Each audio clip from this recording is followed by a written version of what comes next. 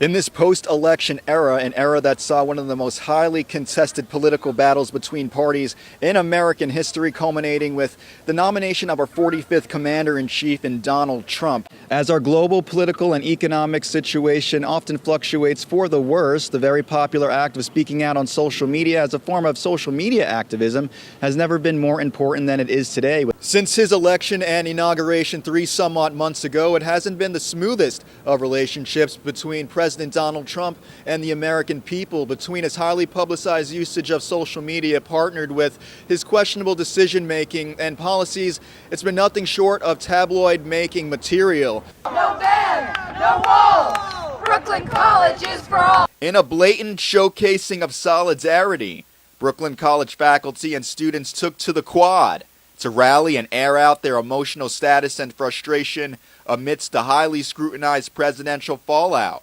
The consensus here today is one of dissatisfaction. Feeling that it's really important right now to show our opposition to the policies that are attacking the rights of so many people on this campus. The Women's March, a prime example of voicing grievances against government directly toward the Trump administration, brought out A-list celebrities of the likes of Natalie Portman, Scarlett Johansson, and Alicia Keys, amongst others.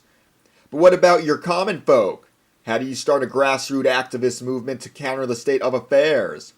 Professor Donna Rappaport. In my capacity, I try to be as aware and educate about issues that are going on. I try to be a conscious citizen. I try to be a responsible one. As a journalist, I try to bring out stories that are important, that maybe are underreported. After a mere 2 months in office, President Trump has managed to anger many Americans. The recent immigration ban, just the latest headline, and one of the many questionable moves by the Commander-in-Chief, has managed to make some question whether or not Trump is fit to be in office. He is just a money-hungry, self-absorbed, just egotistical, just horrible human being. I honestly feel like he's a generally horrible human being. Nothing he does, for me anyways, will ever feel like it's positive. The United States of America is your country. Despite a sizable dip in poll numbers for his first 100 days, Trump's personal report on himself and his new cabinet is no shocker. The Commander-in-Chief feels comfortable with the choices he's made and the road ahead. It's always a challenge, like life itself is a challenge, but it's something that I really love, and I think I've done a very good job at. History professor at Brooklyn College, Louis Fishman. Media or social media activism is interesting because they start overlapping. Whether it's Twitter, whether it's Facebook, whether it's Instagram, which I don't do anything on Instagram, but with Twitter and Facebook, less on Facebook, more on Twitter. Others do more on Facebook, less on Twitter.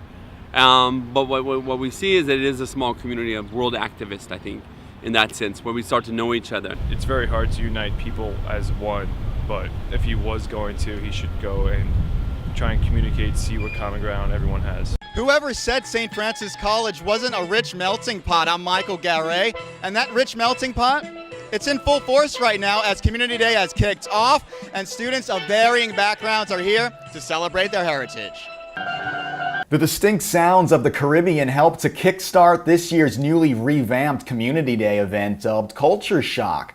It brought out various dishes, music, and cultural pride. Welcome to our special coverage of the Athletic Awards Banquet in the Genovese Center here at St. Francis College. I'm Michael Garay, standing alongside Jalen Cannon. He needs no introduction, but I did it anyway just for you back at home. And Jalen, thank you for stopping by today. And you got this beautiful plaque here. Show that for everyone back at home there. Co-MVP award, very nice. What's that award mean to you?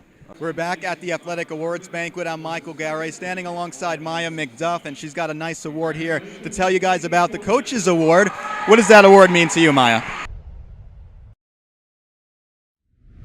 They're the hottest ticket in the Northeast Conference. The Terriers knocked off the Wagner Seahawks 83-66 here at home, and it's an unquestionable fact that the Terriers are living up to the previously advertised label of preseason conference favorites. Just the latest bulletin, they knocked off the Seahawks here tonight, and they have a lot of youth and they have a lot of veteran leadership on this squad.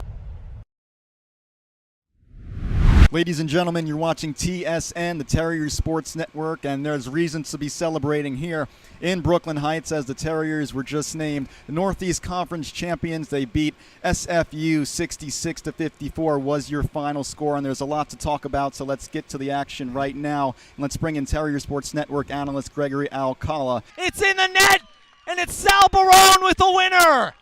The Terriers come up with a big win here at home as they continue their march to a potential playoff berth against the Central Connecticut State Blue Devils, and that's thanks in large part to freshman Sal Barone, who came through with a big goal. After 4 outstanding years, both inside the classroom as well as outside on the playing field, Terrier student athletes were treated to a nice meal in the Callahan Center, courtesy of SFC Athletics. I got a chance to catch up with some of those student athletes who shared their unique memories, perspectives, right here in the small college of big dreams. According to a recent U.S. News and World Report article, St. Francis College was ranked number 5 and being one of the most ethnically diverse colleges. And to many here today, that didn't surprise them. Honestly, no, because, look around. You see so many different cultures just in one cafeteria. It's great. It's a great vibe. I love that it's diverse and it's small. From Community Day, from the Pope Physical Education Center, reporting from the Pope Physical Education Center, reporting from the Callahan Center, I'm Michael Garay signing off for the Terrier Sports Network. Reporting from St. Francis College. Reporting from Brooklyn College, I'm Michael Garay. College is for all, no ban.